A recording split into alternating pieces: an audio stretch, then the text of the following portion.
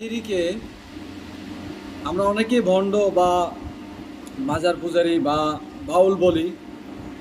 আমি নিজেও ব্যক্তিগতভাবে তাকে তেমন একটা বেশি একটা পছন্দ করি না। কারণটা হচ্ছে তিনি নিজেই তার কিছু কর্মকাণ্ডের কারণে। কিন্তু একটা জিনিস আপনারা খেয়াল করছেন কিনা আমি জানি না, বর্তমানে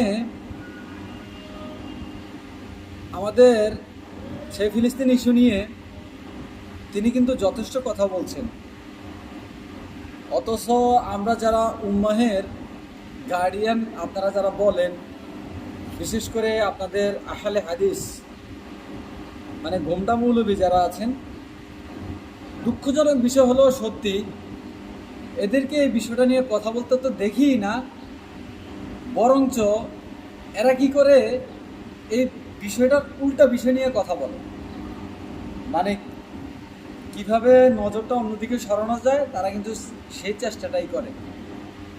এখন আপনাদের বিবেকের কাছে আমার প্রশ্ন, দেখেন প্রত্যেকটা মানুষ তার কর্মফলের হিসাব সে দিবে।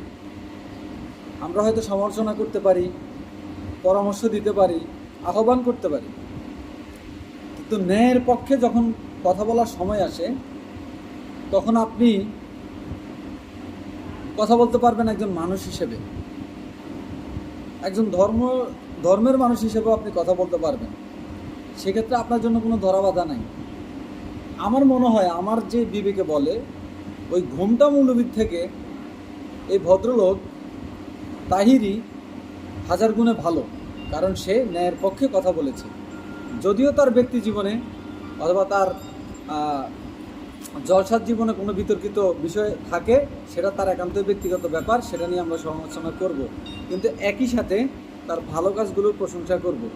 এখন আমি বলি, যারা বিদাত বিদাত বলে সমাজে চিল্লাচিল্লি করতেছেন, মানুষকে গুমরা করতেছেন, আপনাদের ভূমিকাও দেখেছি আর বাউলের ভূমিকাও দেখেছি। আমার কাছে এই বাউলের ভূমিকা যেটা নিয়েছে সেটাকে আমার কাছে ভালো লাগছে। আশা করি আপনারা বুঝতে পারছেন।